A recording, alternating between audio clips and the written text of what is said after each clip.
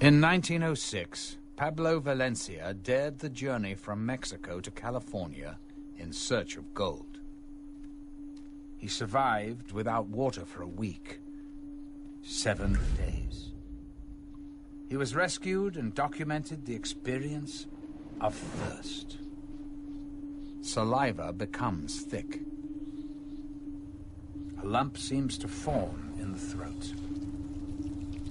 The tongue swells so large that it squeezes past the jaws. The throat so swollen that breathing becomes difficult, creating a terrifying sense of drowning. The face feels full due to the shrinking of the skin. Many people begin to hallucinate. The eyelids crack, and the eyeballs begin to weep tears of blood. When Pablo Valencia was found, his skin was like purplish gray leather, scratched but with no traces of blood. His lips had disappeared as if amputated. His nose withered to half its length. His eyes trapped in a winkless stare. This is not a film about saving the environment. It's a film about saving ourselves. Because whatever one's environmental, political, or religious opinions, whatever one's race, sex, or economic standing, whomever of us goes without water for a week cries blood.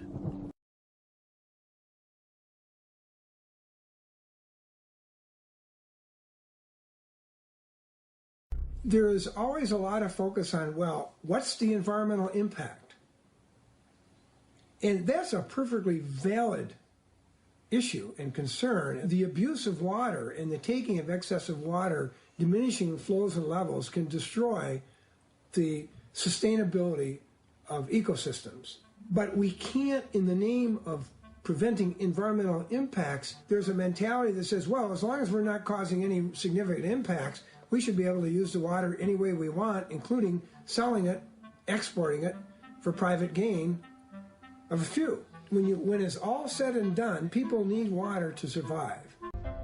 But as we enter a new era combining high technology with the demands of global economic trade, we're entering into a unique stage of history.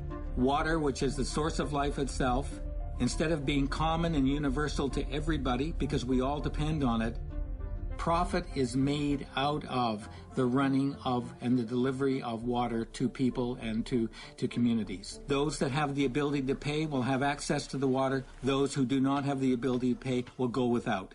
And therefore, it's a life and death situation in the final analysis on the basis of profit.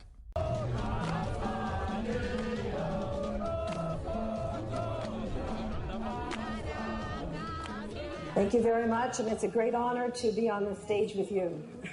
I want to talk, comrades and friends, about a global water crisis in which we know that the world is actually running out of water.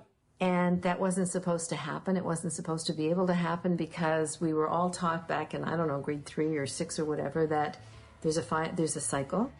When it rains, the water falls from the clouds down all the way to the ground. It soaks into the ground, and then the grass and trees grow. Sometimes there's so much water underground that lakes and rivers just pop up, like when you squeeze a box of apple juice. The rivers carry the water back to the ocean. Inside the ocean, the water floats up to the sky as clouds again. Then the wind pushes the clouds towards the land, and it rains again. This all happens over and over, forever and ever.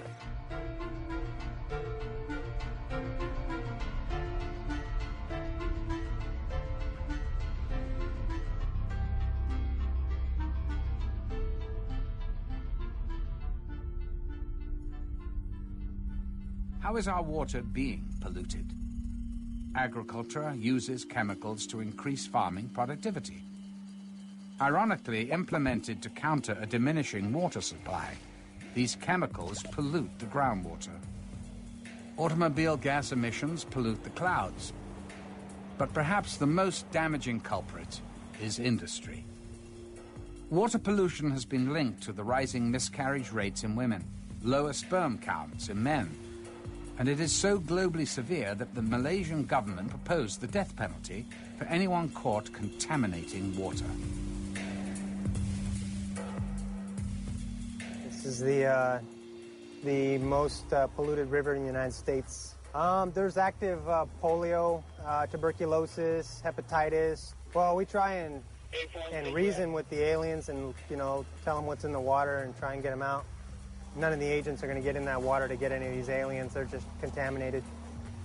We have a gate that we deploy across the river down the ways a little bit, and we'll deploy that gate, and then they'll all pretty much go back into Mexico. We already have a battery of shots that we take here at the local hospital. It's about 18 different shots for if any agent falls in that water to keep from contracting something. What we saw today was a river of human sewage. The water smells like nothing you could ever imagine, as much as 25,000 liters per second flow. Pasan los desechos de los hospitales, de las escuelas, de todo lo que ocurre en la ciudad y que descarga el agua en el drenaje profundo viene a dar por aquí. Salen incluso pedazos de humanos, a veces de los hospitales, desechos, alguno que otro feto pasa por aquí, perros muertos. It goes into the northeast where people grow crops that later on are sold in the Mexico City market. So we are being poisoned. Our wastewater is returning to us in the form of food. When you look into the rivers, you can see bubbles. That means that the rivers are losing oxygen. Contamination and pollution of the water systems is creating cholera and water diseases are killing more children today than malaria or AIDS or even wars themselves. The wetlands would normally have been a process whereby there would have been some cleansing of that taking place. It goes through the wetlands and it comes out more purified into the river systems, etc. But what happens when the wetlands are destroyed, where we poison a certain amount of water that can never really be fully recycled? What we now know is that we are polluting and depleting this finite stock of fresh water so fast that we're now mining the groundwater faster than it can be replenished. It rains. The water hits the ground and percolates into the soil, collecting underground into what are known as aquifers or groundwater. But how much of our finite supply of water is underground? We can only estimate, as there is no reliable method to accurately measure, which is why our growing dependency on groundwater is such an urgent concern. The fabled Atlantis in the Middle East had a real city attached to it. It was called Ubar. It disappeared and no one could figure out what happened. And then some archaeologists found it. And what they realized is it collapsed into the desert sand from groundwater pumping. Not only could it happen, it is happening today in Florida. Giant sinkholes have emerged, all of a sudden just big cavities in the ground opening up. The effects are not always evident, as with a sinkhole or lost city. Entire regions can slowly and evenly sink as a watershed is depleted.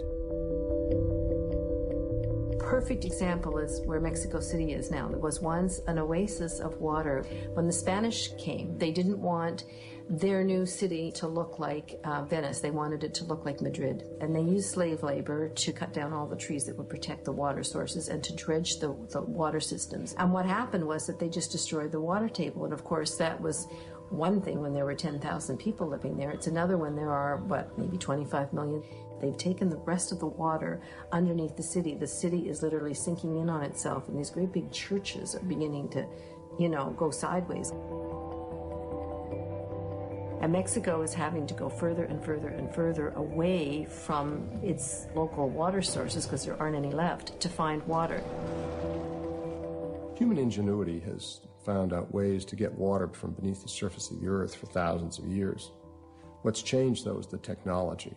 We now pump approximately 30 billion gallons of groundwater every day.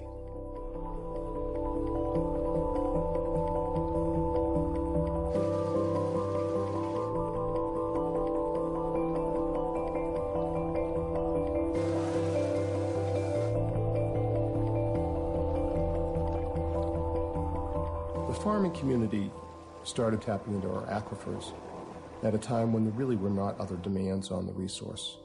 The way that the law works is that they're allowed to use limitless quantities. And then the added kicker is that the law said, if you don't use it, if you don't divert all of this water, you may lose your water right.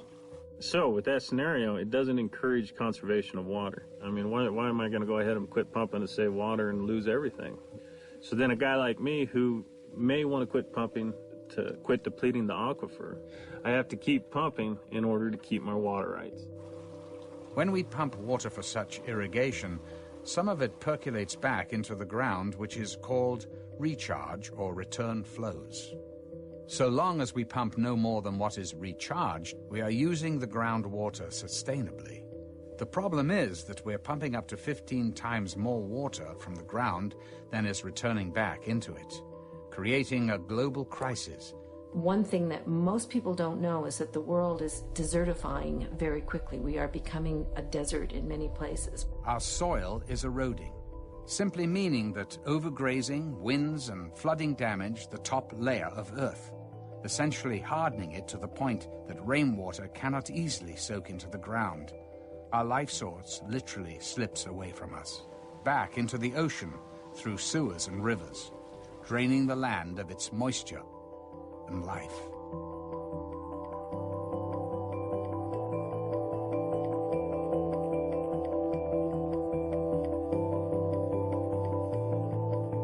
Že krajina, ktorú človek vysušuje, sa mení zo zelenej na žltú a výsledkom potom je, že všetká voda je skumulovaná v oceáne.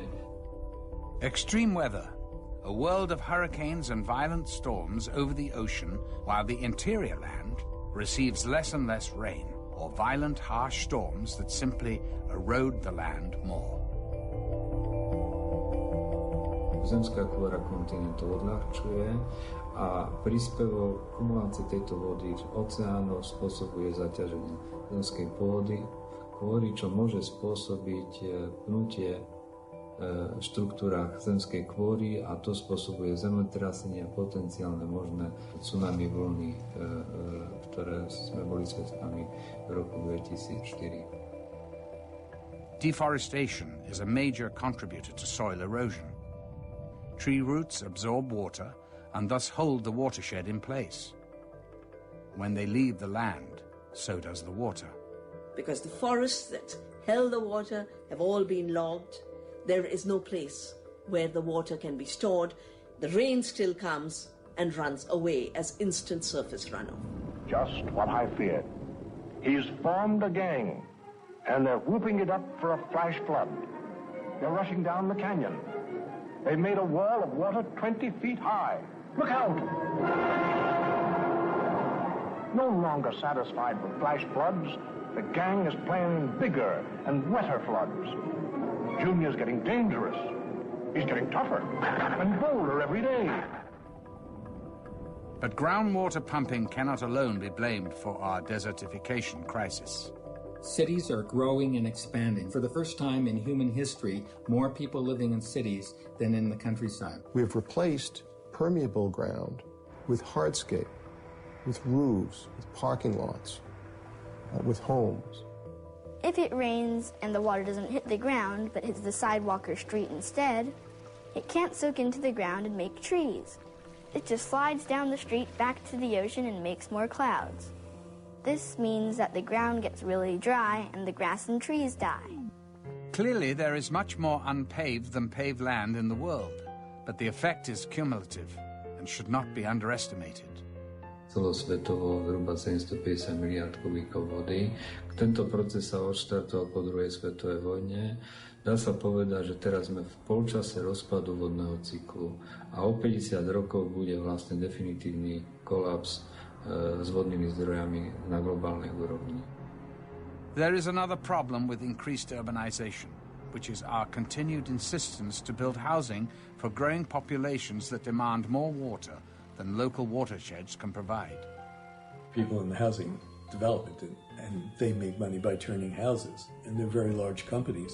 So their goal is to avoid the water issue that might limit the number of houses they might have.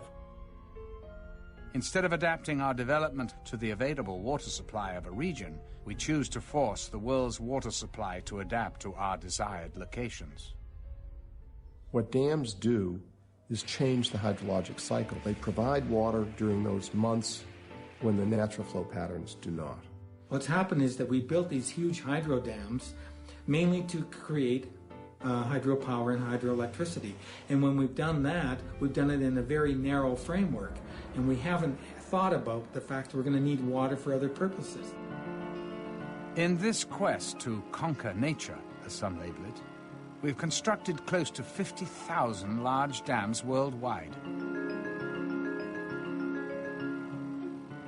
But if we are headed towards desertification by allowing too much rainwater to run off into the sea, then is it not to our benefit to dam water and prevent it from reaching the sea? One of the basic functions of rivers is to carry stuff from one place to another. And that stuff, which is really critical to the health of an entire watershed, it becomes completely and wholly interrupted when you build a dam.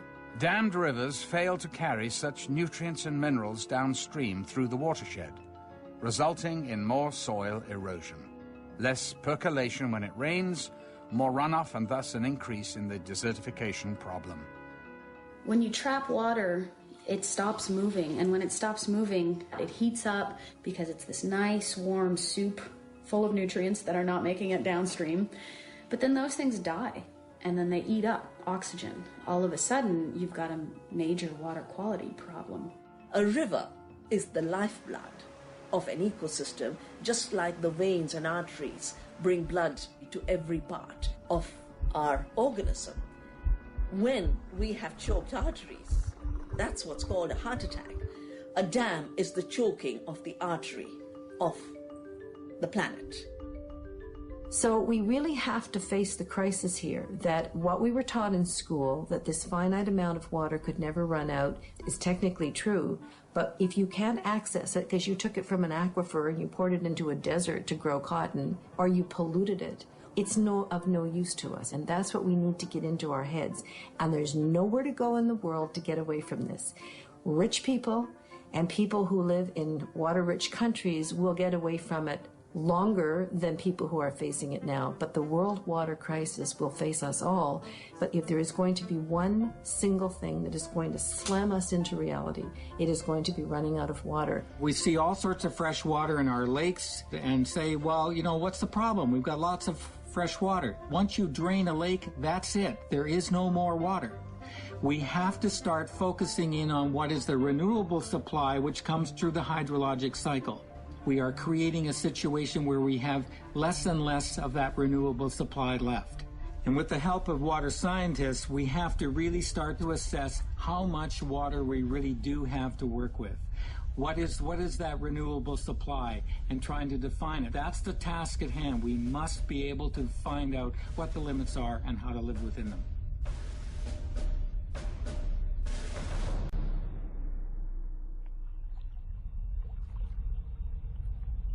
But instead of our governments coming together and saying, we have a limited amount of time to come together and find the solution, what they've done is they've handed power over to big water companies who want to create a kind of water cartel. Suez, Veolia, which used to be Vivendi, and RWE Thames. And these companies are all in the top 100 top corporations. I mean, the water division of Suez has 400,000 employees. I mean, try saying no to them if you're a little third world country, right? So that one day, every single drop of fresh water in the world will be privately owned and controlled. Up until the 1980s, really, if water was privatized, they were companies within a country. So France was mostly privatized, but the companies that then became the giants were just French companies delivering water locally. Water privatization in France, because of the multinationals that are so powerful there, and because of their long history there, is so ingrained that even the president of France wasn't able to stop it. François, à un certain moment de son mandat, a été rappelé à l'ordre, si je puis dire, par cette dictature économique, et il n'a pas pu nationaliser les entreprises de l'eau. C'est un système qui est très puissant. C'est une machine qui est sans état d'âme. And then in the 1980s, Margaret Thatcher came to power, and the Thatcher Revolution came into effect, and she privatized all the water in Great Britain. And that's when these big companies decided that they could start going global. At the same time, the UN was beginning to explore the language of water as an economic good and a commodity. And the very first time was at a very important conference in Dublin in 1992, which for the first time named water as a good. So you get the Thatcher-Reagan market economy ideology growing over here. You've got the companies all ready to go because they've been delivering inside nation states. And now you've got the UN saying, okay, we're ready to start thinking about water differently. It's not a right. So it all kind of converged together. Well, the World Bank is created after the Second World War to bring financial stability and development to the developing world.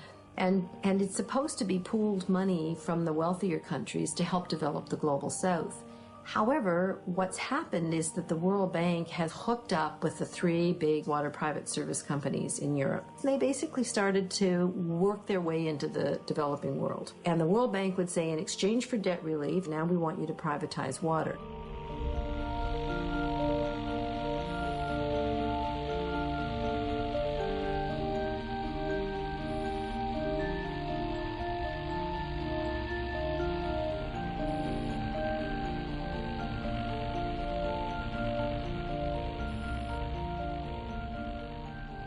The WTO comes in with rules that basically establish this in a new constitutional framework. It's run by what's called the Quad, which is the United States, Canada, the European Union, and Japan. And the Quad makes all the decisions. It's their corporations that set the agenda. They decide when the meetings are going to be held. And they had thousands of military police with the full riot gear and so on. And the farmers had a huge march. And the head of South Korean Farmers Union is a man named Lee Kyung-hae. And he came from a devastated community where people were killing themselves. He climbed up on this police barricade. He took a knife and stabbed himself in the heart, rocked back and forth on top of this fence, and fell. He died a couple of hours later in the hospital. And this became an enormously important symbol. These trade rules are not some dry academic thing on a piece of paper. These are rules that affect people's lives, and these are rules that are killing people. This is the new colonialism. It doesn't come in ships.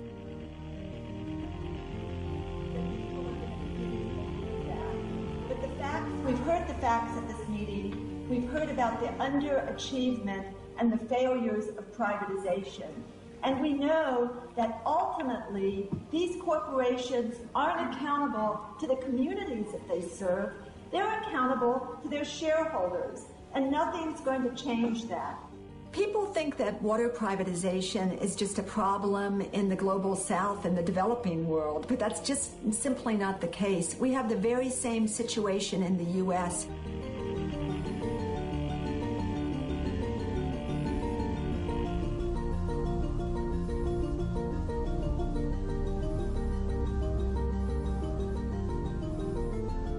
It's the very same story, whether it's in Atlanta, Georgia, or Buenos Aires, Argentina. It was a big push at the time. Privatization was the word. Everybody wanted to privatize something. And frankly, I'm not opposed to privatization. We privatize our recycling pickup, but this water was different. But we did sign a contract with United Water for 20 years for operation and maintenance of our water system. For these companies, when their name has been tarnished because of the malpractice and their mismanagement, it can be a big advantage to use another name. Suez often uses the name Ondeo, and very rarely the brand Suez is visible. And the same, of course, with Vivendi. Vivendi had gained a very bad reputation because of their records in failed privatization and mismanagement. And they were suddenly reinvented under this name Veolia, and a huge advertising budget was spent to create a positive feeling around this new brand name. Of course, advertising is a crucial factor in the way these companies are trying to save their image. And almost immediately started having service problems, and citizens could not drink the water unless it had been boiled.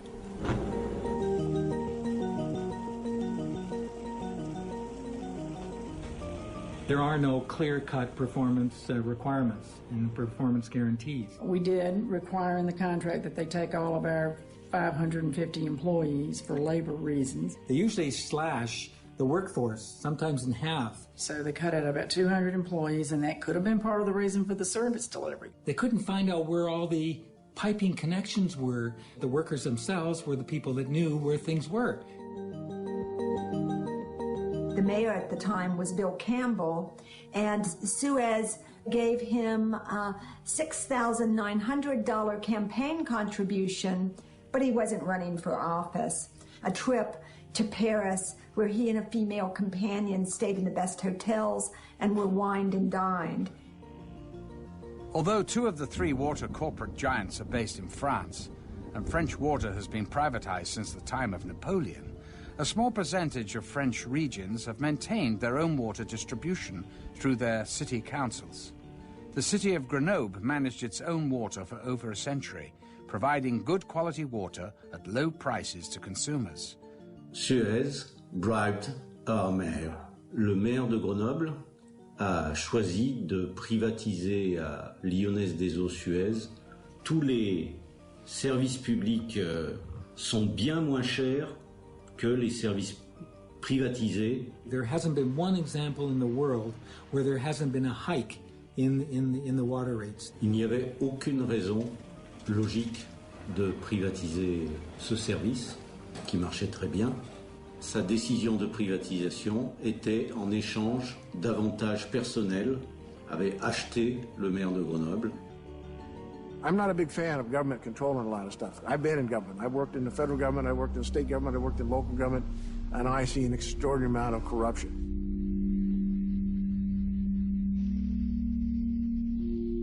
Right now, we have a number of state senators that have just been indicted in Alaska for corruption, dealing with the oil industry. But what was the amount of corruption? A few $1,000s. It's not the money, it's the power. Not many people know that prior to being president, Vicente Fox was the general manager for Coca-Cola in Latin America. So Coca-Cola received some of the largest water concessions in Mexico during the Fox administration. And this is something that really needs to be opened up for serious debate. People do not realize the extent to which there is a direct giveaway on the part of governments of water resources and services to industries locating in their jurisdiction. Well, I want to be very clear about the situation in Mexico that President Vicente Fox has given us no special favors on water issues or anything else along that line. The largest water concession given by the government in the whole country was to a Coca-Cola bottling plant. It takes as much water as it wants. You could say that Coca-Cola ruled Mexico. If you really look at the controversy of whether water should be owned privately or water should be owned publicly, I see abuses on both sides. When water is only owned by the government, you have an opportunity for abuse. When water is jointly owned by someone who is a capital interest, a private interest, a profit interest, and government, you have a partnership that tends to balance those things out. The new face of colonialism comes in the form of Coca-Cola. You walk anywhere in Africa and it's Coca-Cola water. You cannot get anything but. You cannot drink the water out of the tap. You can't even find purifiers. You are an absolute slave to this company. Dasani is not meant to be a substitute for municipal supply, so we are absolutely in support of robust, comprehensible, and equitable water and sanitation systems. In this country, you have to pay more for this water than you pay for the same amount of Coca-Cola. So that's something. Dasani is in plastic bottles, and Coca-Cola are in glass bottles. Now, when you look at the price difference, what you're looking at is that the cost of producing those bottles is much higher, We have looked at, in the past, of bottling Dasani in the glass, but the plastic package is becoming very popular now, and what we're looking at is what the customers want. As you look at new ways to develop business, you look at also what the customer wants and needs are. The situation with the cost of Dasani is more about the packaging, and also plastic bottles are taxed at a higher rate than glass bottles.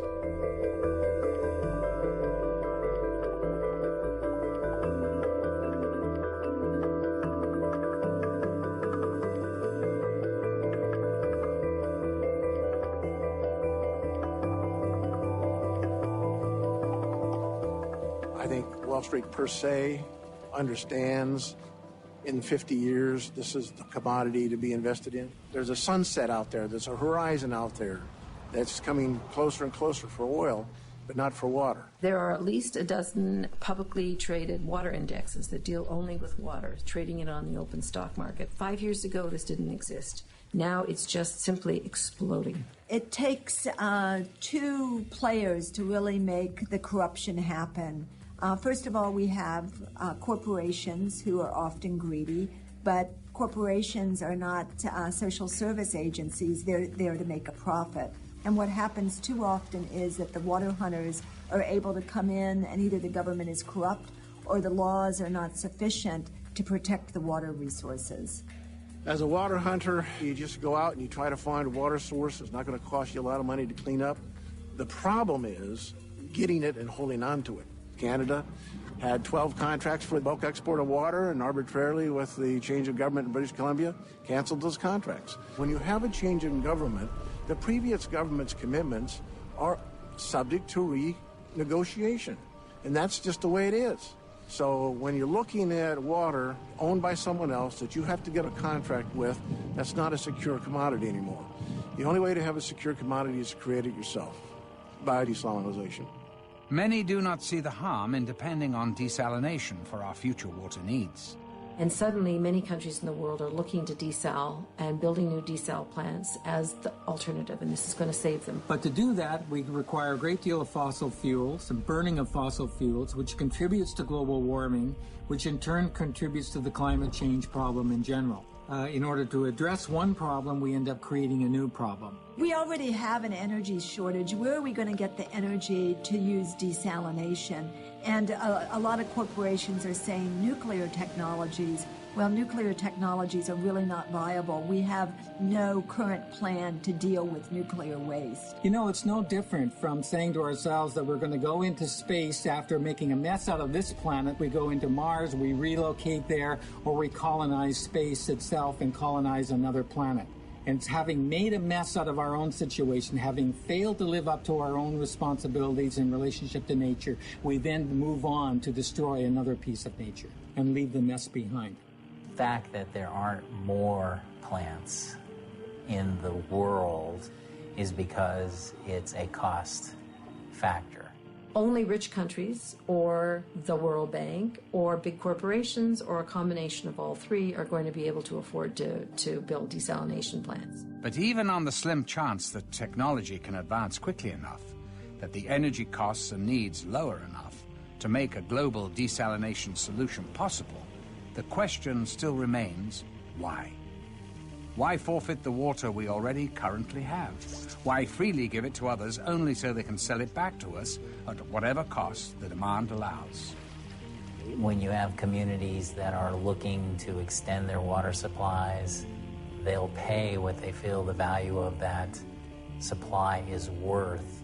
There are 87 corporations now building desalination plants, and the biggest water company of all is General Electric, followed by Procter & Gamble and Dow Chemicals getting into it. These are all companies that have seen the writing on the wall, and the writing on the wall is that water is the hottest property out there. I think you can add a 15% on that. I think if 15% is responsible, some investors will require 30.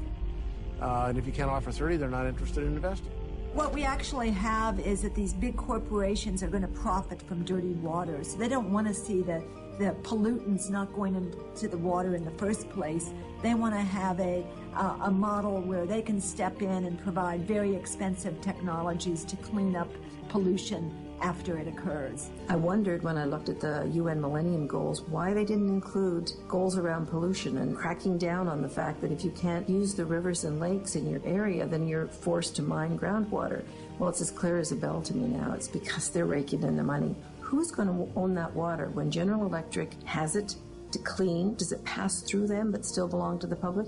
I don't think so. So it becomes a product that is a result of your process, and then you own it. Who ends up owning these desal plants? Because if these desal plants are in private hands or even in government hands, because after all, water is the source of life. These desal plants are the way in which we get access to water, then those desal plants and who owns them ends up controlling our lives. Bottom line, water is a good investment, period. Any place in the world. How much do you pay for your bottled water? You can fill that bottle of water at the tap for practically nothing. And the difference between what's in the bottle and what's in the tap is, in most cases, insignificant. You know, we do not advocate bottled water over tap water. You know, consumers generally buy bottled water because of convenience, because of access. I wouldn't say that it's healthier. It is a healthy alternative. Because of the world water scarcity, the Great Lakes have been perceived to be a target. We were concerned about our wetlands, and actually my thought was it's our water, they don't have a right to take it, which wasn't correct. In our legal framework, corporations have the same rights as citizens, and so we see Nestle having the ability to go in and pump. Initially, it started from a meeting that they had up in the town of New Haven. Naturally, Perrier hired a consultant to study all of the effects of the pumping and so forth. And everything that they said, you know, nothing would happen, everything would be fine, there would be no problem with the lake. I talked to my hydrology buddy and I said, Tom, he said that this isn't going to affect the spring. And Tom snorted, he's not a hydrologist, he's a hydrostitute. And we were told up there that night by their council that we didn't have a chance in stopping them. But then we started having meetings and inviting people, and that we were just awed by the numbers of people that would come. Older people from the area, farmers, retired people. It went statewide then. And finally, the incumbent governor, who had opened them with welcome arms, made a comment to Perrier that, hey, look, the people don't want you. Why don't you move out? They went to Michigan from Wisconsin. In 1892, a 1-mile chunk of the Great Lakes and its waters was deeded by the Illinois legislature to a private company. The next legislature moved into office and voided the deed, and in 1892, the United States Supreme Court said, these Great Lakes, they're impressed with the public trust, and under this public trust, they can't be alienated, disposed of, diverted, or transferred for a private purpose. That doctrine remains as lively and viable today as it did in the late 1800s. And that's exactly what became the basis of the lawsuit. MCWC was still waiting to hear the opinion when the letters from Nestle were sent to members of MCWC, young people that had expressed their opinion in the press, and Nestle then, they were going to do a slap suit against them. Where corporations actually step in and sue citizen activists. Usually they're suing them on something that's absolutely ridiculous, and often they'll lose, but the citizen still has to spend a lot of money on lawyers' fees, has a lot of worry. This acts as a deterrent to activism, and it is absolutely outrageous that corporations are being allowed to do this. And I was upset about that, but then... As far as trying to intimidate, they put heat on MCWC as an organization, and it really laid the heat in on my mom. You know, I didn't care what Nestle did to me. I was fighting Nestle, but no one's going to mess with my family, and especially my children. Well, and clearly no company wants to be in the position of having to do that sort of thing. It was simply a letter that simply asked them to refrain from making comments that were not true. Gosh, there's probably been 3 or 4 public hearings. Nestle was in attendance. There was newspaper press, there was television press. Just about anything I had said was either just my own opinion or else fact-based. So it was very hard to know what are they referring to. And then I said, I'll be damned if they're going to do that to me. So Nestle came to Ferris to give a presentation. My son Chris was there. My name is Chris Swear. I felt like my greatest defense was just being as public as I could. Received a letter that I, Chris Swear, am accused of slanderous or defamatory remarks. My son was shaking. I mean, he was so upset. And I'm wondering if those are charges, accusations, insinuations. I'd like to hear directly from your legal staff, if I could, please. It was a hard thing to watch as a mother. Chris, Fred, if you want to answer briefly, but I'd like to get to people that have questions about the project specifically, instead of maybe personally, okay? And the whole crowd was furious. But I mean, I tell you what, if at the end, Chris, there's time when we want to talk about that, there's no more questions about the project or water policy or groundwater, we would like to, okay? They never followed up and contacted me. It never materialized as far as a slap suit. It tells me it was a load of crap, just like I had suspected. The judge said, well, if there's a diminishment, that's what the law is, it's illegal, you're done. And that was the end of it, we thought. It probably took at least a year to be able to have our day in court. And then, when you think in 3 days' time, the Court of Appeals heard Nestle's case. Nestle then was granted permission to continue to pump 200 gallons a minute. But in doing so, the Court of Appeals changed the law. Bottled water exports or exports of water in any form are hereby prohibited. Which is very different from most uses of water. Even agricultural uses have return flows, and it's available for reuse again and again. But once you put water in a bottle and you move it out of state, it's gone. You made that a product, we invested, it's a private good, you can't take it from us anymore. It's too late, you open the door. Michigan is telling the world, come in and buy water rights here, and by the way, under this case, if you can demonstrate an economic benefit of shipping it somewhere else, you can have it. Changing the way water has been perceived as a public resource in a way that we may not be able to retreat if we make a mistake. And that's the problem. When you take water out of its natural water basin and then ship it or move it, we know something about the ecological fallout from that. We don't know the full picture. What happened to the Aral Sea?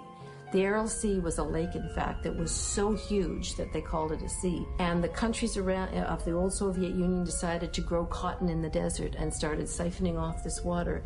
And it's almost completely gone now. A company comes along and says, the impact of 210 million gallons a year in a tanker truck is no different than 210 million gallons a year in a bottle. And you already let the bottled water people do that, so you have to let us do that. And so that's how I got started in looking at bag technology.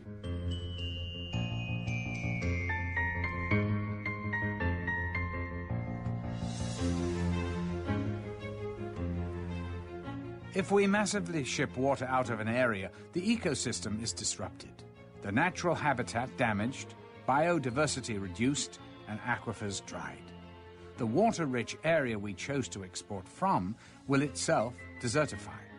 The thirsty populations in the water-poor deserts we ship water to will simply consume the water and send it back to the sea via its sewers, thus still remaining a desert.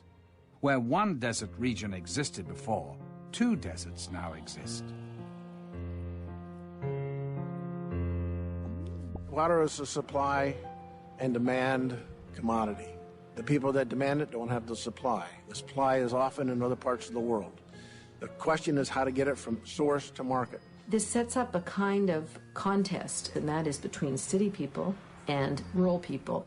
Companies are out there constantly looking at what land the farmers own. Going from farm to farm, hello ma'am, hello sir. Now what are you doing farming all day? It must be a lot of work. I bet you get up real early, and why don't you just let us rent or buy your water? And we have had Texas Water come in and volunteer to build a pipeline. What I'm afraid of happening is the water will not be sold here. Into that pipeline will go out of the basin into areas such as Santa Fe or Albuquerque. So this is a new development that's taking place as more and more of us move into big cities and don't want to think about where water comes from. Increasingly, it's coming from the places that grow your food. This is really, really, really short-sighted. You're using water from an ecosystem in Northern California, transporting it through long pipes and canals to Southern California to grow alfalfa. The alfalfa is then shipped to places like Japan, where it is fed to the high-end Kona beef, and then much of that beef is shipped back to the U.S. So we've set up this system of agriculture that just doesn't work anymore, and it's really based on the concept of virtual water, where we're growing crops for export in thirsty places and then moving them long distances, rather than having our food grown more locally and more sustainably. China is a very dry country, but agribusiness is moving there because there are fewer laws and labor is very cheap. Almost all apple juice sold in the United States comes from China now. We're losing our ability to even grow apples because it's cheaper to produce them elsewhere.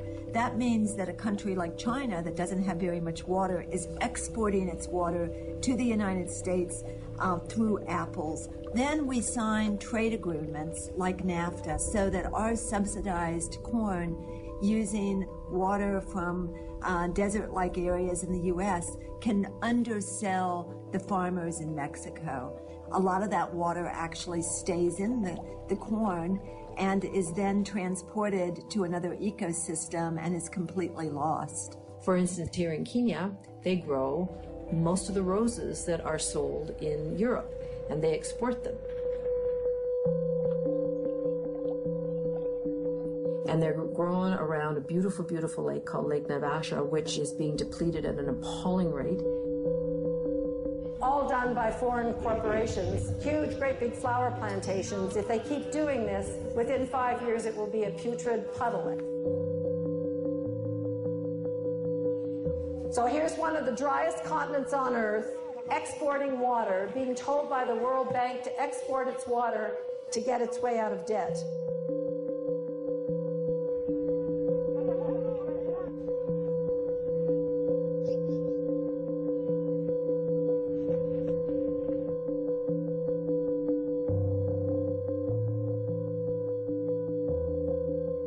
Now, I call this theft.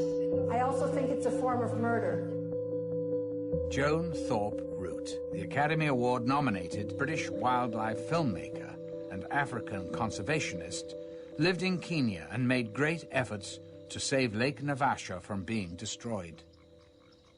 Her assassins broke the nearest window to her bed, where she was sleeping.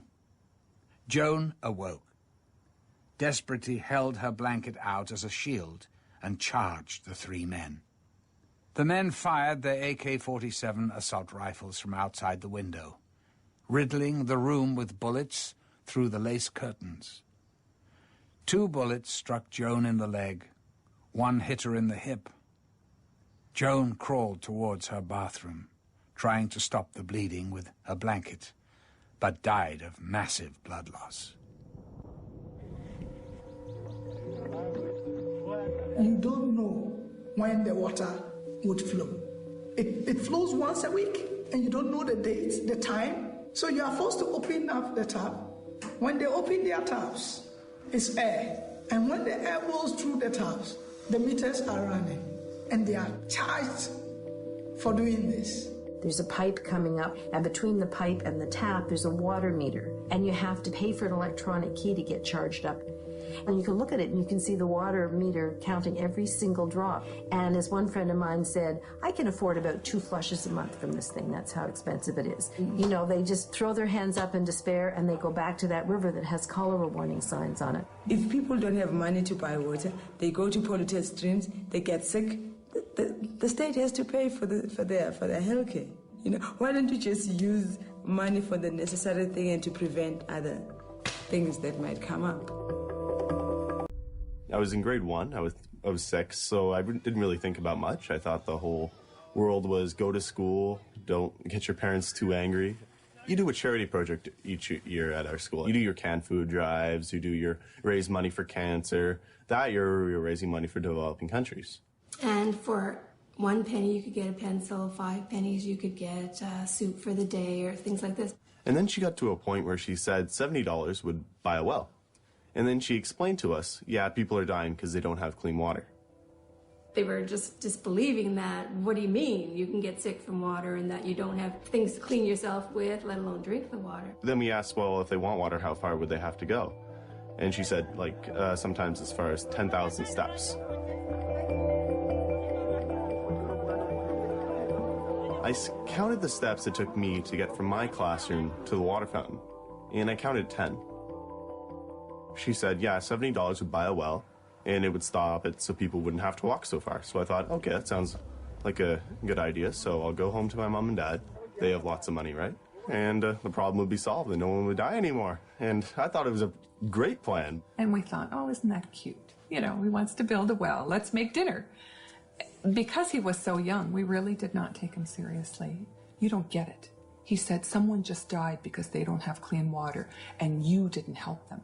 After a few days, they finally sat me down and they said, what we can do is give you a chance to earn the money by doing extra chores around the house. Never ever thinking that he would follow through. And I got a piece of blank paper, drew a thermometer on it, 2, 4, 6, 8, all the way up to 70, to give him a sense of how long it was going to take him to get there. After, I guess, 4 months, I raised the $70. I brought it into an organization that facilitates clean water projects in developing countries. And they looked at me and they said, it's going to cost a bit more than $70 to build an actual well. And I've always felt bad about telling him that the well wasn't really $70, that it was actually the minimum you could get was $2,000. But I've sort of consoled myself a little by saying that if it had been more, if I'd told him $2,000 at that time, that he never would have gone. That would have been too big for a 6-year-old. So I started doing public speaking around my community. It slowly grew and grew and grew. The Ryan's Well Foundation has been established. We've helped raise about $2 million, which has gone towards the completion of 266 water and sanitation projects, helping about 500,000 people. Immediate aid like this is absolutely vital to saving lives. But if we step back, a larger question looms. An uncomfortable question we habitually avoid in our daily discussions. Why do these countries need emergency aid to provide something as basic as water? Why are they unable to build their own infrastructure of clean water delivery? Why are they poor? Developing countries are forced to grow cash crops, export crops like tea or coffee. We've got some resources, especially tea, which is really growing all over. The World Bank and the IMF and the other countries, especially the Western world, that buys the tea from our country always gives us a raw deal. You find that we are given so little money for this tea. The World Trade Organization has required developing countries to remove tariffs so that products can flow in and out of the country because it benefits our corporations. They get cheap products. Now what that means is that developing countries are very hurt. And it's obscene. It's why these countries can't get out of debt, and it's why these countries can't develop water systems or healthcare or anything else for their kids. And there's a famous Senate hearing where a very senior World Bank official told the U.S. Senate, don't worry, we're not giving money away, particularly for every dollar the United States invests in the developing world through the World Bank.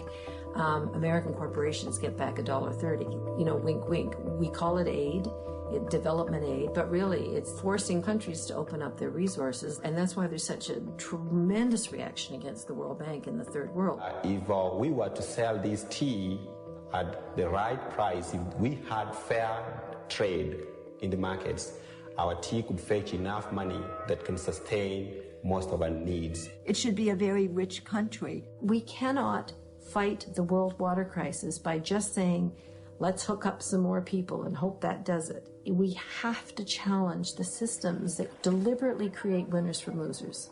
And then who cares about the losers? That they're losers and it's their own fault anyway. That's the system we have to take on, and we will never, never, never, never, never solve the world water crisis until we have the courage to talk about the world political and economic system.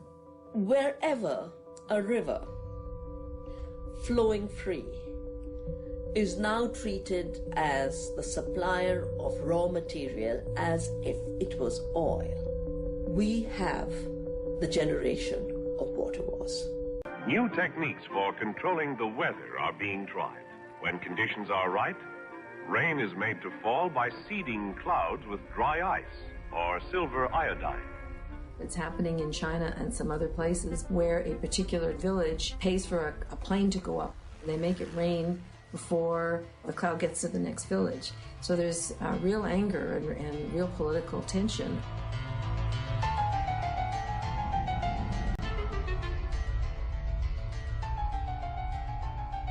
The worst case is Southern California.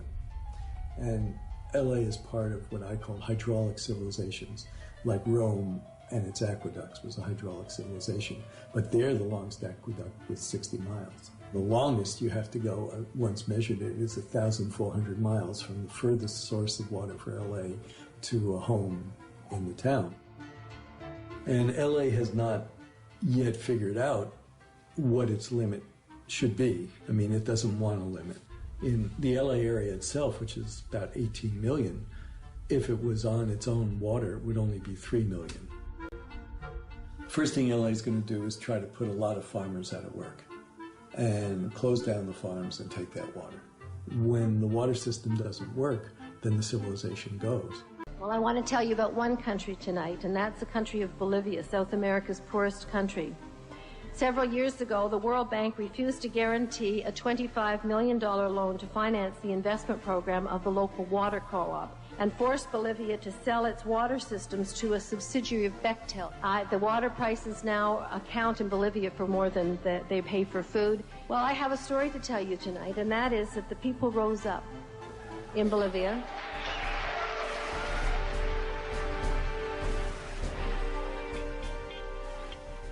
Obrero industrial y cuando en Bolivia se privatizó el agua, la gente, nosotros no podíamos concebir que un empresario privado, un inversionista transnacional, podía apropiarse del agua. Es decir, la gente o tenía que pagar del agua o tenía que dejar de comer y por lo tanto no tuvo otra alternativa que decir no a la privatización del agua. Una rebelión popular, una forma organizativa de multitudes de gente, que desde los campesinos hasta los vendedores de las calles, y empezamos una resistencia. El gobierno sacó al ejército y a la policía para garantizar la seguridad jurídica de la empresa, garantizar las utilidades y las ganancias de la compañía. But it's really interesting because, you know, the World Bank has imposed the same kind of private control and takeover of many other things in developing countries. Healthcare, education, their energy sector, their mines, and so on. But when it comes to water, something happens and people say, I couldn't stop you there, or I didn't know how, or I thought maybe you would be right, but you are not taking my local water. Asociados de una abierta complicidad de los gobernantes en ese tiempo en Bolivia, que inclusive se privatizó el agua de la lluvia, es decir, que se prohibía a la gente el acumular el agua de la lluvia. And this is where you get the civil wars, because the army is brought in to control local dissent against these transnational corporations. Who are you protecting? There's your people without drinking water, and you're protecting foreign investors from North America and Europe? Más de 100 heridos de bala, numerosos detenidos. Civil, hubieron más de 20 francotiradores que Mataron y hirieron a la gente. 17-year-old Victor Hugo Doza was killed by a shot through his face.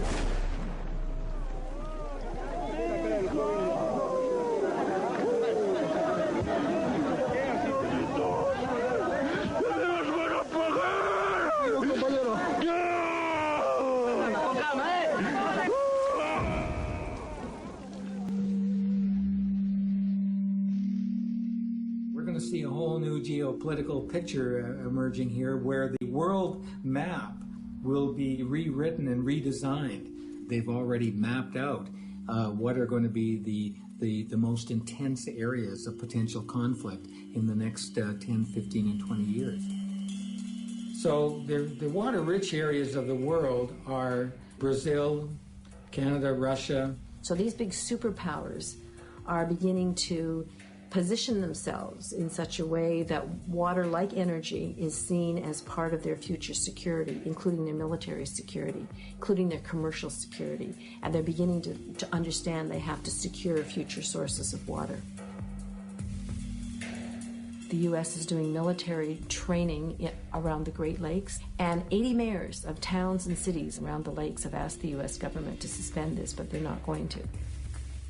I got involved in this issue in the mid-1980s when Canada was negotiating a free trade agreement with the United States, and the free trade agreement included water as a good. There was a statement made by one of the participants that Canadian water would be flowing to the United States Midwest from the Canadian North by pipeline within 2 to 5 years. Who knew? And move that water into a crater in the Rocky Mountains, which would be kind of like a huge mega reservoir. And nobody will stand up in our country to the United States administration and say, this is our water, because they know that the United States would consider that as serious as if we put missiles along the Canada-U.S. border.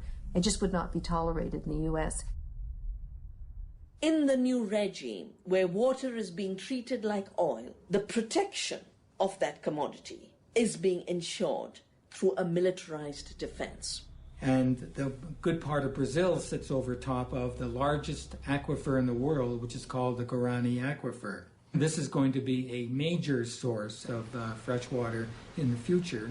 Very recently, the United States has established a military base located just inside the border of Paraguay. As you know, the United States itself is running out of water. Water is becoming more and more a matter of priority in American foreign policy. Secretary of Defense Donald Rumsfeld went on a quiet mission to a number of Latin American places, including Paraguay, to try to see what kind of further advancement could be made regarding the presence of U.S. forces in that region. Shortly after Rumsfeld's visit, something like 500 special forces were stationed at the military base there in Paraguay. Este caso, no momento agora, quando os países tomaram conhecimento, já tinha sido aprovado pelo Parlamento do Paraguai. It remains to be seen what will happen and what they're doing there exactly as to whether the purpose of that military base is really to secure a military presence at a very pivotal location for exercising some measure of control over the Guarani Aquifer and water takings from the Guarani Aquifer. In the last few weeks, there's been a report in the media about George W. Bush, the president, purchasing land in Paraguay. The speculation is that that has to do with wanting to have access to the aquifer and pump water out of the aquifer. Jenna Bush, who is the daughter of George W. Bush, had paid a quiet 10-day visit to Paraguay, in particular meeting with top officials in the government. And as it turned out, what was happening, at least this was what the speculation was in the press, was that she was about to facilitate the purchase of something like 100,000 acres of land in Paraguay in her family name. At the same time, though, that was happening, it was discovered that George Bush Sr. already had something like 173,000 acres of land. Was this an example of the Bush oil family now switching from black gold to blue gold, turning to water and purchasing water? Clearly after that, there were a series or a string of denials on the part of the Bush family. Not directly. They did it through agencies, U.S. government agencies. Eles negam a construção da base. The world's largest dam is located very close to that area, and so that also was a matter of considerable interest for the U.S. as well. Os americanos, não diria o povo americano, mas uma parte dos americanos, principalmente de seus governos, tem uma visão muito militarista, economicista e predadora. E quando não conseguem no convencimento, vão pela força. A visão economicista, a visão imediatista, é a mesma visão que levou, em outro campo, ao americano ter o que teve no Vietnã, como agora no Iraque. Será que essas lições eles não aprenderam ainda? I mean, there's no question that that region of the world is the Middle East of water in the future. Humble Bolivians, led by a 45-year-old, kicked one of the world's biggest engineering companies out of the country for its criminal behavior and told the World Bank to go the hell with it. Bueno, 2 días después de la victoria popular, yo tuve la posibilidad de viajar a Washington. Primera vez en mi vida que salí a Estados Unidos. Segunda vez en mi vida que salía fuera de mi país. And this simple shoemaker from Cochabamba, Bolivia, gave one of the most moving speeches I have ever heard. Solo somos dueños del agua y del aire. The only thing that is ours anymore is our water and our air. Posibilitó la pérdida del miedo que se tiene frente a los poderes constituidos económicos, financieros, políticos y militares. Es que la única fuerza capaz de transformar el mundo, capaz de transformar la sociedad, es esa capacidad de unidad, de organización y de movilización de la gente frente a cualquier poder. And people were so moved, they not only clapped for him, they got up on their chairs, like a standing ovation that wouldn't end. It was just a stellar moment. Because this is a really scary story, and it's a true story, and we really are running out of water. It doesn't have to be that way, okay? And that's the most important thing to say, is that it's not too late. The earth is amazingly elastic in terms of coming back. It's the ability of the earth to renew itself is stunning. Aj najlepšou formou boja proti privatizácii vodných zdrojov je mať viacej vody okolo seba vo svojom životnom prostredí. Je to vlastne Gandhiho filozofia. Blízko vo svojom prostredí a tým pádom stráca zmysel obchodovania s vodou. Riešením je veľmi jednoduché. Vrátiť vodu do vodného cyklu a začať zavodňovať krajinu dažďovou vodou. We need to dig holes. If we dig holes in the sand, we can trick the water into staying so it doesn't run away to a river or ocean when it rains. The water will sit in the holes and soak into the ground. Then more trees will grow. We prepare very simple, very cheap solution, and we invite youngsters and volunteers every year about summer camp, 2 weeks, about 40 to 100 people make manually, for example, small wooden dams on small streams, on water holdings, and to accumulate water. There's a huge difference between these water catchments and dams, because dams, what happens is that a large amount of water, land area gets flooded. We create these huge reservoirs, then the water becomes stagnant in them, and the mercury, it starts to spread throughout the water system itself, and it creates a whole different set of problems. In these water catchments, what happens is that the water is trapped so that it goes right into the ground itself, and therefore starts to replenish the groundwater systems. A môžeme vlastne mať zo žltej krajiny zelenú. Povedzme, pre vysušené regióny sveta, ktoré môže with creation of clouds in atmosphere and creation of raining. This model can to create million and million jobs for poor people around the globe, Blue alternative solution is very easy, simple, cheap, solving of complex problem. And it, quite frankly, is the antidote to desalinization. This is the kind of approach that we need to take in order to revitalize and rebuild our groundwater systems.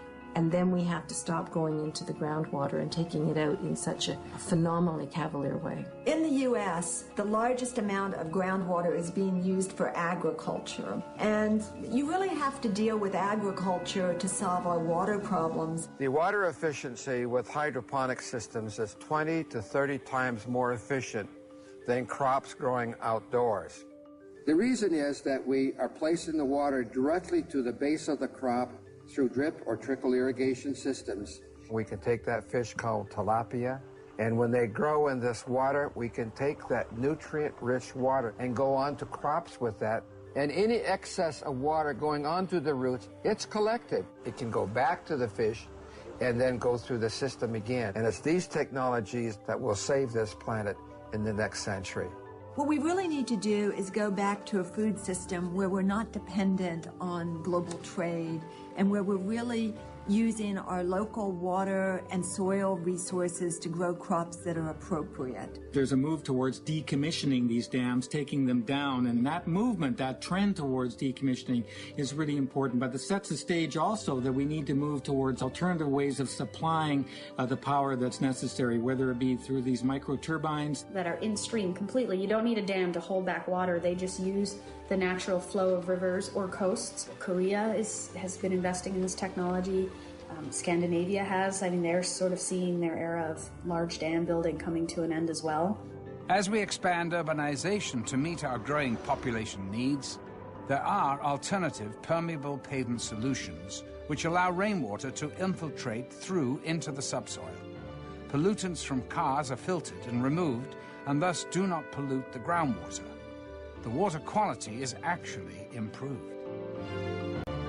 Even with these advancements, the ultimate development solution is to limit the population growth of a region pending on the available water supply, which is exactly what the citizens of Bolinas, California did.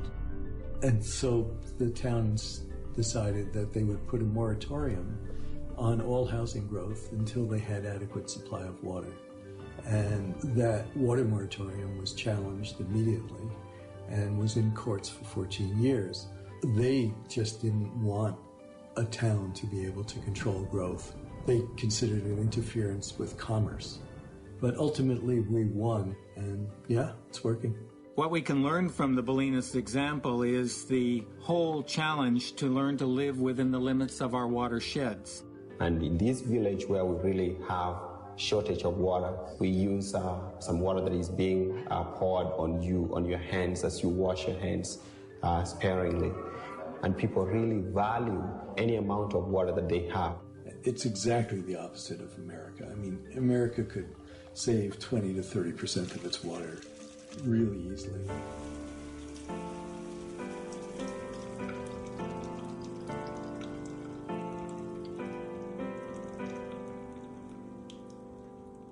If we adopted the toilet style of Israel, for instance, which has two buttons, one for urine and one for feces, the one for urine is less than a quart. You know, everybody takes water for granted. We're going to have to grow a constituency for water issues. Think about climate change. Groups have been working on climate change for 20 years, and it's taken that long for the general public to be aware of it and for us to begin to make the legislative and regulatory changes that are necessary to really solve the problem. We need to do that for water. To call for a United Nations Convention that explicitly states that water is a human right and a public trust that must not be denied to anyone on the basis of inability to pay. Demanding that we put this language in an international framework at the United Nations. Because the operations of these corporations, these water barons, have now gone global, this has gone beyond nation-state law and requires us to bring in some kind of instrument at an international level to control these companies. And that led to the really exciting change in Uruguay. En el Uruguay se privatizó el servicio de distribución de agua potable. A poco de haberse establecido, los precios se elevaron exorbitantemente. El agua que se distribuyó en algún momento estuvo contaminada. Se llegó incluso a cortarle el servicio a una escuela. Los uruguayos, con una larga tradición democrática, promovieron la reforma de la Constitución, where citizens were able to pass a constitutional amendment that actually established the right to water and forbids privatization. That's the model that we've been using when we talk to groups around the world, and the model that we're promoting. So we're looking for a small group of nations to begin a process within the process in the United Nations. There are some powerful countries opposing the right to water, most prominently the United States. To my eternal shame, my own country, Canada. It has a lot of water resources, and they're concerned about having to send water to the United States. China, Egypt, Australia, and possibly India. They don't want to have to be responsible for providing their citizens water. This is life and death what we're talking about, and I feel very, very strongly that we have to put ourselves out there on the line, and sometimes it can be dangerous, but we have people power on our side. To the disapproval of the citizens of the small town of Freiburg, Maine, the water bottling company Poland Springs set up a plant. To appease the population, Poland Springs gave away a case of bottled water to the first 50 townspeople to visit their office. Led by 89-year-old Republican store owner Howard Dearborn, they poured the bottled water into Lovewell's Pond, back where it came from. This week at the World Social Forum is being launched an historic organization, the African Water Network. A world that is going to say no to commodification of our common goods like water. To mobilize and protect Africa's precious water sources from abuse and from corporate theft. And then ask the question, where does your drinking water come from and where does your wastewater go? Just start asking the questions. You don't even have to do anything. Just ask the questions.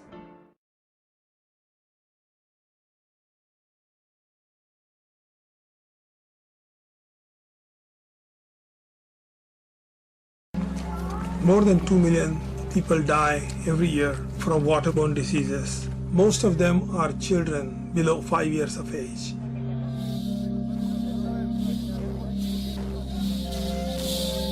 We have millions of people in the United States. Every morning they get up and turn on the tap not knowing that there's rocket fuel in their water supply.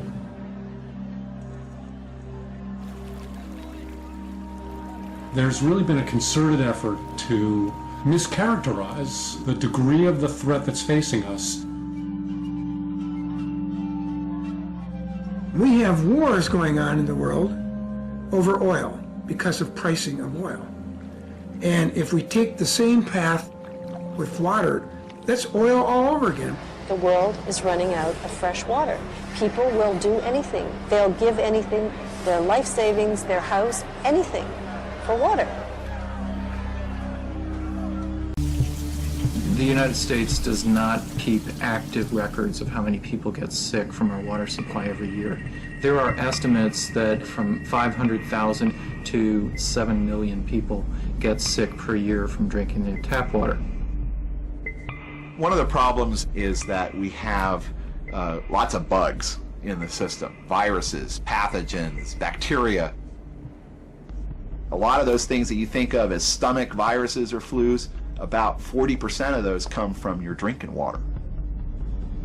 We are not removing things like industrial chemicals, rocket fuel, pesticides, certain pharmaceuticals, drugs that were discharged either by big animal factories or by sewage treatment plants. A lot of people think they don't have to worry about their water supply because they go out and buy bottled water. Well, we have news for them. In fact, a lot of your exposure to many of the chemicals comes from the simple act of showering in them. So some of these more volatile pollutants come in through your skin. There are over 116,000 human-made chemicals. We have no idea how they interact. We are becoming experiments for these synthetic chemicals. And when the liver takes these chemicals out of our bodies, what happens? They get flushed down the toilet. And then they go into the aquifer. and then they go into our rivers and streams. We take the water from the rivers and streams, and we put it into our public water supply systems, and we're drinking it again. All those pharmaceuticals, all those cosmetics, all the stuff that's in there, you know what? It's changing the chemistry in our bodies, and it's hurting us. For the last 30 years, since the Green Revolution brought chemical agriculture to India, there are two problems that it has created for water systems. The first problem is the crops are actually highly inefficient in water use. They need lots of water to dissolve the chemicals, and that means 5 to 10 times more water is used to produce the same amount of food. 70% de la consommation mondiale est d'origine agricole, 20% d'origine industrielle, 10% les usagers domestiques. C'est les usages agricoles et industriels qui font qu'on a besoin de plus en plus d'eau pour faire pousser les choses qui ne devraient pas pousser à tel endroit. Et évidemment, pour faire pousser tout ça, il faut aussi des engrais, des produits phytosanitaires, de la chimie. Et évidemment, la chimie avec l'eau et dans les terres, ça fait pas bon ménage.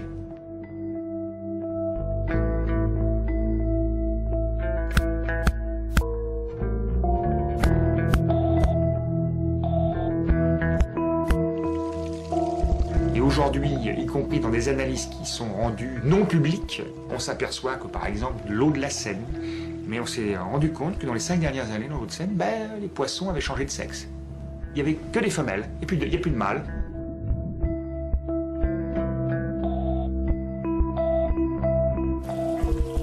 Le problème c'est qu'on n'a pas de solution, puisqu'on faut toujours boire de l'eau. Hein. Même si vous croyez en Dieu, malheureusement la pollution elle est diffuse. Hein.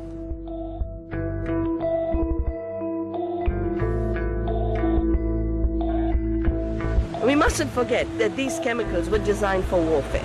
They are the ultimate weapons of mass destruction. Every one of them came out of the war system. Now they are in our drinking water. Ça peut paraître exagéré, franchement ça ne l'est pas. Et tout ça c'est pas dans 50 ans, dans 100 ans, on est en pleine actualité. People assume that there's somebody in the government protecting their water supply, and that's often not the case. One of the most extraordinary examples of that is the most common pesticide sprayed in the United States, atrazine. Atrazine itself is an herbicide, or a weed killer, and it's used on products such as corn. It is the #1 contaminant found in drinking water, and groundwater, and surface water.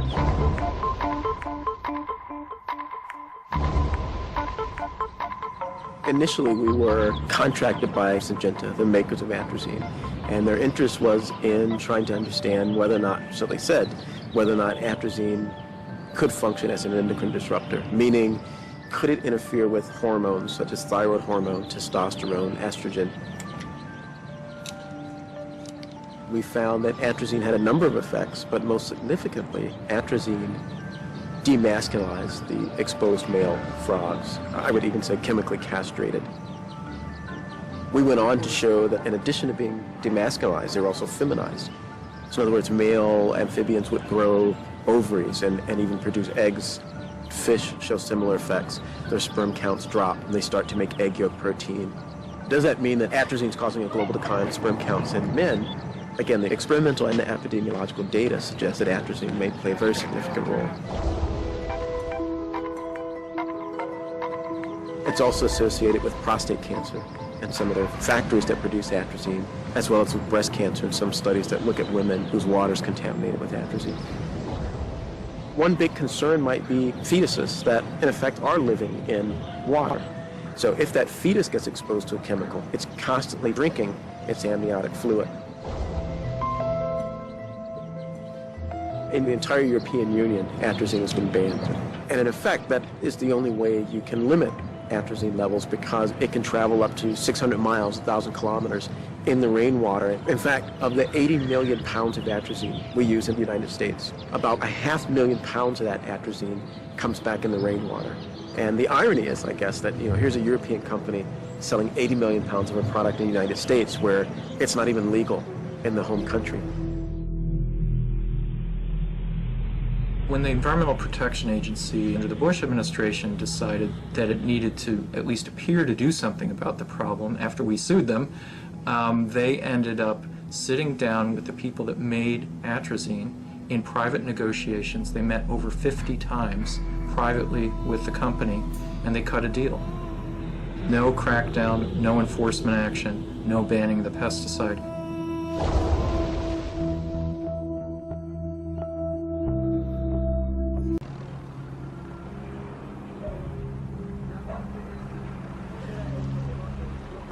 I've never seen blood like this. They're just pouring this stuff right in. This is going into Lake Titicaca, which is the sacred lake to the indigenous peoples here. We can see that because that's the part that it's open. Of course. But you don't see the whole thing that they are doing to the river what they're here. going to do here is they're going to divert it. Yeah, and they're just going to cover. Yeah. They're not going to clean it up. It won't be so ugly and open. Yeah. It'll still smell the way it smells. Y precisamente se tenía que inmovilizar a la fuerza este río porque hay mal olor porque sale del matadero, la sangre, todo lo que carnean el ganado. Esa agua sucia echan los vecinos. No tenemos alcantarillado en algunas zonas. Entonces esos vecinos a la fuerza tienen que salir a los riachuelos para hacer su necesidad. So let me understand. Suez said they put an $80 million treatment facility here. Not only did they not do that, but they've diverted the raw sewage into this river that goes into Lake Titicaca? Yeah, this is a river that crosses all the city, so it's around the city that they are doing the same thing.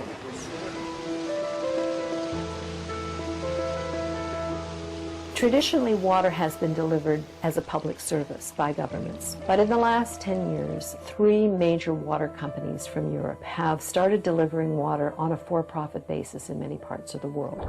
They are very powerful. They're all among the top 100 corporations, Fortune 500 companies. They're very wealthy. They're growing very fast. And basically, developing countries, poor countries, are being forced all over the world to hand over basic control of their water systems to a for-profit multinational from Europe or far away.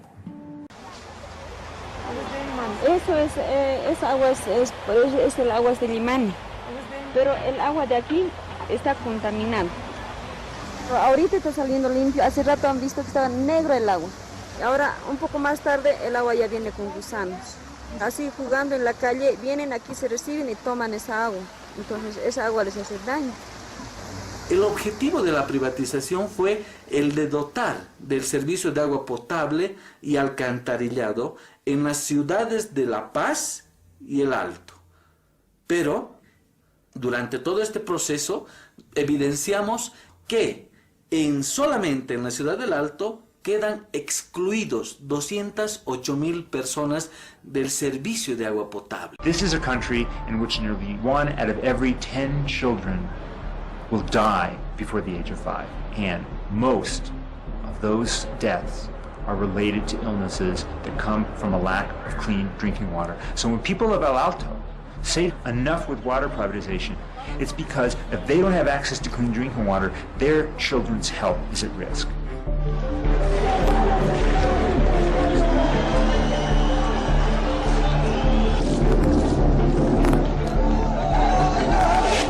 Why did Bolivia privatize the water systems of Cochabamba and El Alto? It's not like Bolivian citizens decided it was a good idea. Water privatization was absolutely forced on Bolivia by the World Bank. In 1997, the World Bank told Bolivia that if they did not privatize the water system of Cochabamba and El Alto La Paz, that they were going to be cut off from water development loans by the World Bank. Yo creo que esa es la privatización para nosotros es una lucha contra la muerte, ¿no? La lucha por la vida, porque la vida siga siendo una vida donde nuestros hijos, nuestros nietos, nosotros podamos disfrutarla, ¿no? Es una lucha entre una vida digna, una vida con alegría, o una vida con sometimiento, una vida con amargura, con angustia, con inseguridad, que no es vida.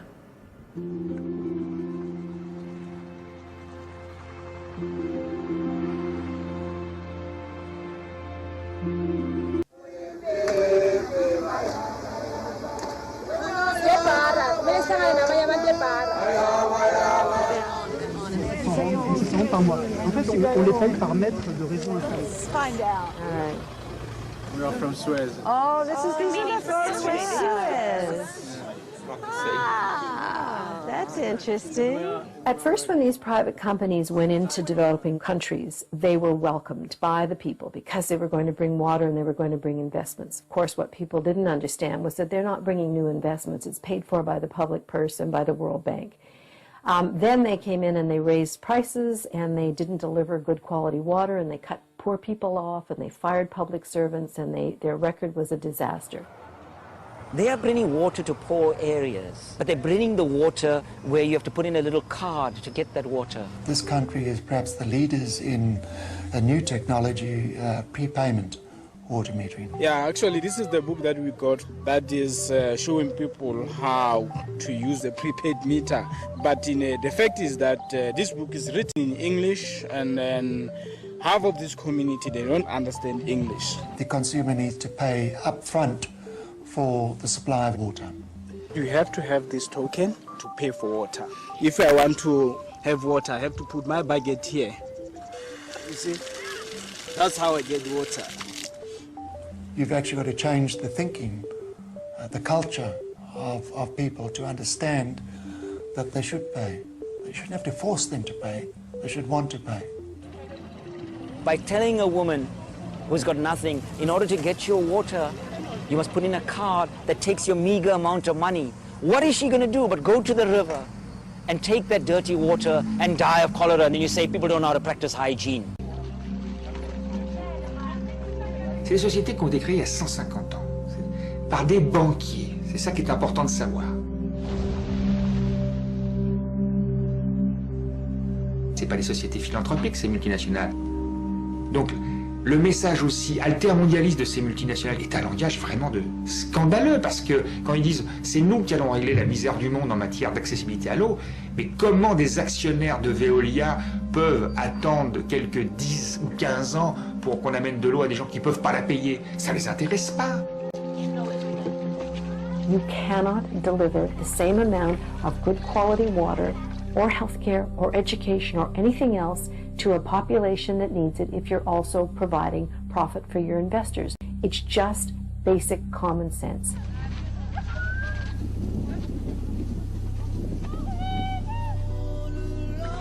People have the view that water is provided free from the heavens, from God. So why must you pay for water?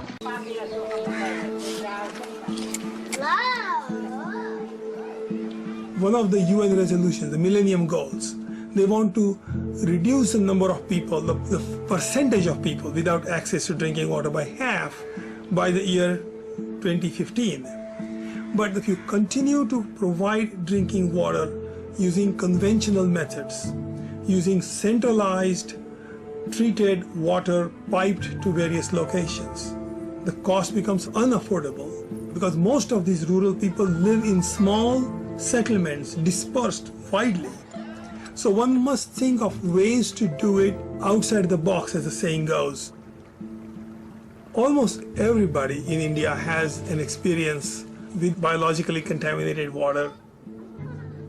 In my case, I lost 5 of my cousins to diarrheal disease while I was growing up. I was just a child. It's only when I grew up and I had my own children that I had some appreciation of what a disaster it must have been for my aunts and uncles. The fact that ultraviolet light kills pathogens or bacteria in water has been known since 1920s. I came up with the idea to disinfect water with UV light in a way that is affordable because nobody else was doing it. It's something that should have been done and could have been done by many, many people much, much earlier, but it just wasn't. In this state of Andhra Pradesh, last year, 70,000 people died from dirty drinking water, despite official claims that, it's available within, 2 kilometers of walking distance. Tens of thousands of people in every state of India lose their lives to dirty drinking water.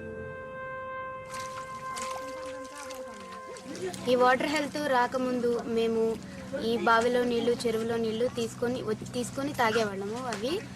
అవి త్రాగినప్పుడు మాకు చాలా disease కలరా అవి ఇవన్నీ వచ్చాయి. The daily operation of the system can be taken care of by the local community.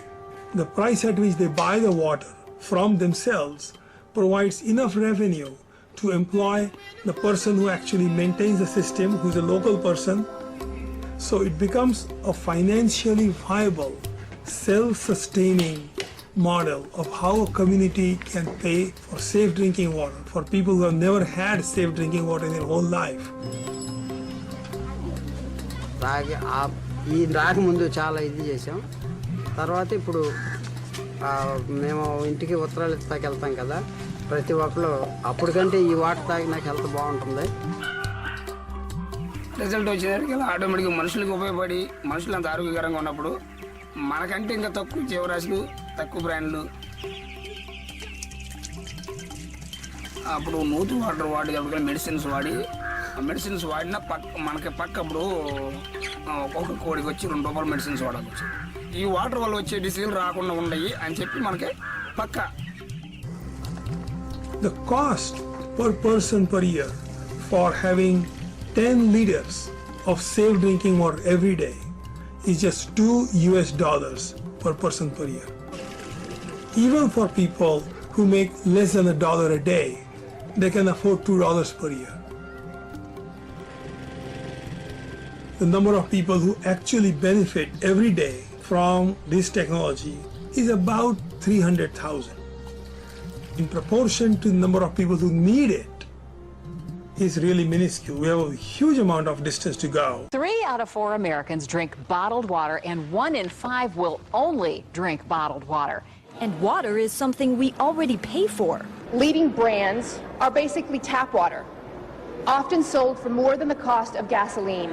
So today we're here at Tufts University organizing our 40-second tap water challenge.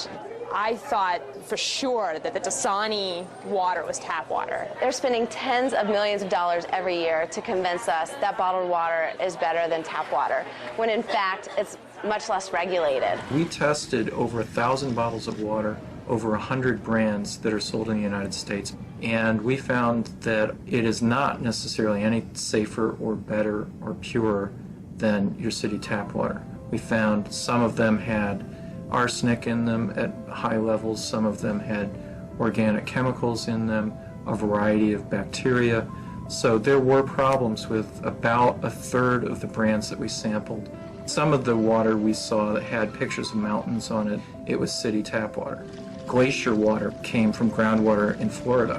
Some of them said that they were pure mountain. I mean, the list is very long. We found a case in Massachusetts where a guy had sunk a well in an industrial parking lot that was near a Superfund site. He was pumping water out of this well and selling it under multiple different brands. So people buying this stuff had no idea where it was coming from.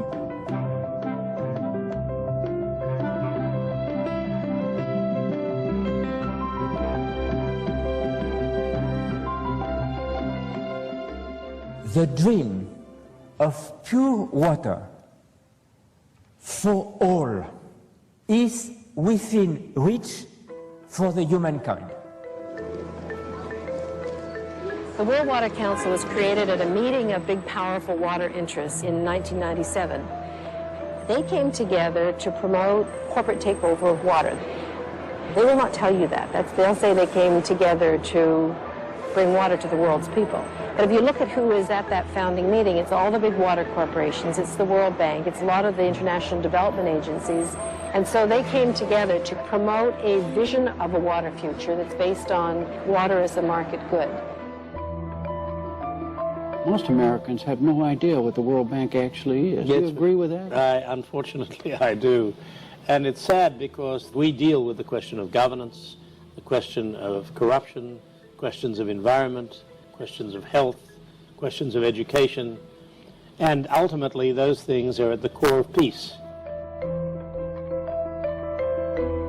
How can you keep loaning poor countries money to meet their basic needs. It is completely predictable that what happens is poor countries end up with debts they can't afford, and that debt becomes the noose around their neck with which the World Bank and the IMF become the government. There's a political set of questions to be asked around this. Who owns water? Who gets to make the decisions about water? Why is this group, the World Water Council and the World Bank and these big water corporations, why have they got to set themselves up as a global high command of water and make decisions for the rest of us? Who exactly elected them?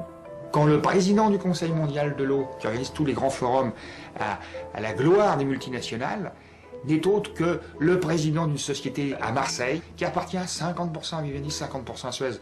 Et quand vous savez que Michel Canne-Dessus, qui est l'ancien président du FMI, et qui a comme ses deux conseillers principaux les deux numéros 2 de Suez et de Veolia, on a compris, tout est contrôlé, vicié. Simplement, les gens ne le savent pas. And this is a club that decided, I think before the rest of us understood, that water is the most precious commodity for them in the world. It's blue gold. They're going to make tons of money, and more importantly than money, because you really need to compare fresh water with oil. It's about power. It's about which sectors of society, which countries, which governments, which corporations are going to control the blue gold of the future. Water is for survival, and who owns the water for survival owns you. And that's the picture that people have to understand. When we dam a river or change the course of a river or straighten a river, we are playing with a very powerful thing. And we are altering ecosystems in a very short period of time that took thousands or millions of years to adapt and to evolve. In the river, you have organic matter that would flow down the river and feed all the life forms in the river and all of the life forms along the river and feed our oceans. When you put up a dam, that organic matter gets captured behind the dam and it begins to rot and it creates methane gas. And methane gas is one of the gases that contributes to the greenhouse effect on our planet. When you calculate the global warming impact of the reservoir, it can be many times worse even than a coal plant. Sometimes 20 times higher than a coal-burning power plant. Invariably, when a dam is being built, you hear justification for the dam based on it's going to provide water for the poor, it's going to provide water for these drought-prone areas which are so badly in need of water, and you get this feeling that this is some great development project to help the lives of the small farmers and the poor people in whatever country we're talking about. Actual experience shows that this doesn't happen, that those who are able to benefit from the increased irrigation water invariably are the larger farmers.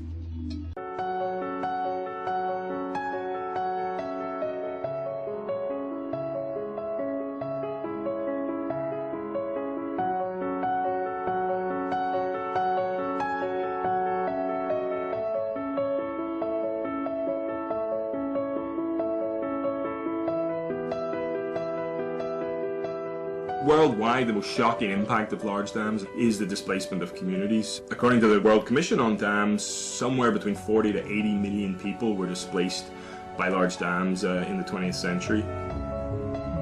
We're talking tens of millions of people. We're talking the population of a large European country. This is really a huge number of people. The problem is that promises are made all the time to the affected people to encourage people to move. We'll give you a nice new house, we'll give you clean water, we'll give you electricity, but nobody is actually accountable for these promises to be fulfilled. Promises are made, people are moved, the project is built, and then a year later people still don't have their land. There's nothing for them to do. They have no legal recourse in most cases to hold anyone accountable. The World Bank has been the single biggest funder of big dams around the world since it was set up in the 1940s. One reason the World Bank really likes big dams is big dams are really expensive. The World Bank has to lend about $20 billion a year. If it can't do that, then it makes less profit. So what's the easiest way to boost up its lending is lend for these huge projects. In all the countries where it operates, the World Bank has legal immunity, so nobody can take the World Bank to court. So the World Bank finances a project which destroys your livelihood, your home, floods your land, ruins your life. You can't sue the World Bank for that. The World Bank knows how to spend $1 billion in one place. They don't know how to spend $1,000 in 1 million places, to spend that same $1 billion at 1 million different villages. And yet in many places what we need is not $1 billion answer, it's $1,000 answer. My name is Rajendra Singh. This is a Gopalpura village and I start the work here in October '84. In the beginning I start some school and a small clinic. But after 6 months, Mr. Mangu Meena says, we not need education, we need water. I am not an engineer. I don't know about the water. You see that hill before the whole topography like this. The water is very less rainfall here. So what we can do? Mangu says, I can teach you.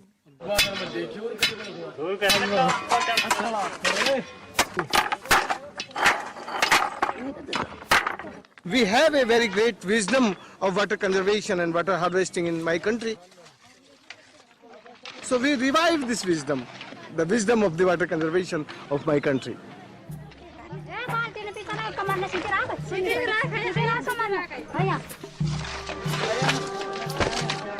Before this, lot of problem here and well is completely dry, no water here. So this hill and that hill we can join with this water harvesting structure and all water come that side. So all collect here and recharge underground aquifers. And water go on the wells and they are using for agriculture and for drinking. You can see the visual impact. Downstream greenery and grasses and tree and vegetation come up with the moisture. If the moisture come up, the greenery come up, and greenery come up, the prosperity come up. So this is the link with the water, underground aquifer and surface.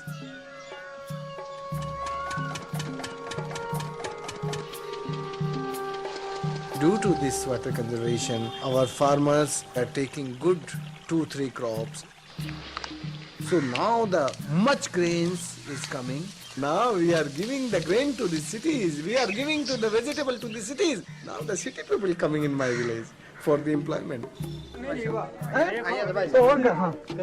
Now more than 7,600 water harvesting structure we construct with the community force, with the community mobilization, with the community strength. Green forest in desert of Rajasthan. When we start this water harvesting structure, they give the notice to me, a legal notice. Under the Irrigation Drainage Act 54, they are saying, you catch the rains here. This rains is not yours. Who is this water? I ask the question. Who is this water? Yours? Government's? No. Water is a natural resource. Water is a common resource. Water is not a property. Water is a resource for the life.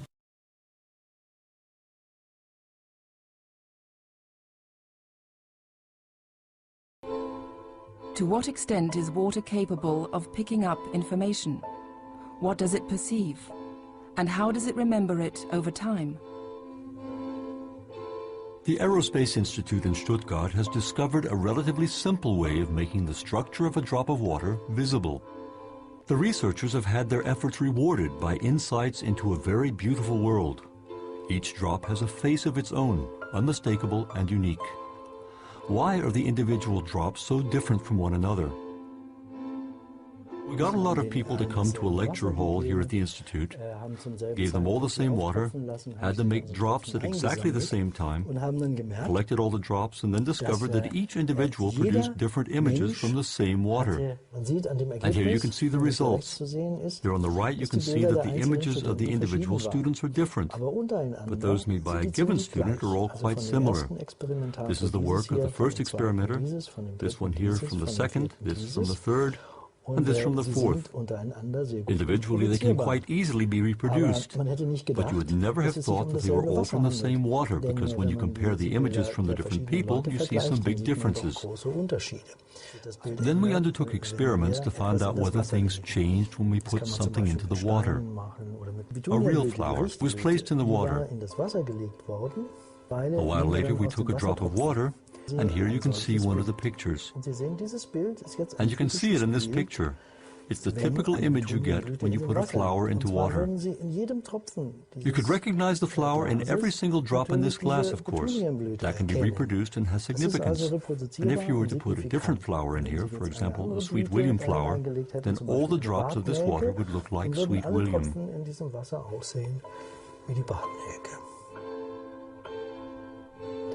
The statement that water has a memory practically changes our whole way of looking at the world, of course. Let's travel down the Rhine in the figurative sense. The water is flowing down the Rhine, picking up information everywhere it goes. So the water has more information at the mouth of the Rhine than it had at the source.